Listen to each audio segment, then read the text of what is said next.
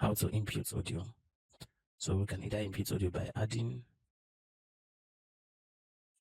it as an input source, audio input capture, by adding it as an input source and selecting the audio you want to bring in. And this is the audio you want to bring in. I click on properties, on advanced audio properties, and look for where you brought it in. And instead of monitor off, you put it in monitor on output. That way it can be showing the audio and also be sending it out. And you now close. So that is it for audio input capture. This is the way to bring in audio. Another way is just to use to go to settings.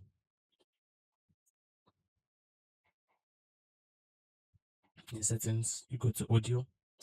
You come to global audio devices. You can see that some of them are disabled.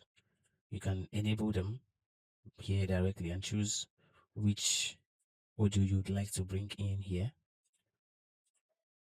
And that is how to set it. So here, the audio have come in. You can just click on whenever the audio is active on advanced property and also send it out too. Without sending this out, without clicking on monitor and output, you will never hear your audio sound. You never see it going out.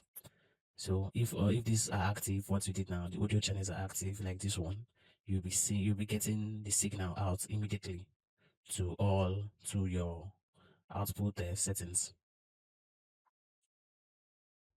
Thanks for watching. This is Driym Media Enterprise. Small gear, big production.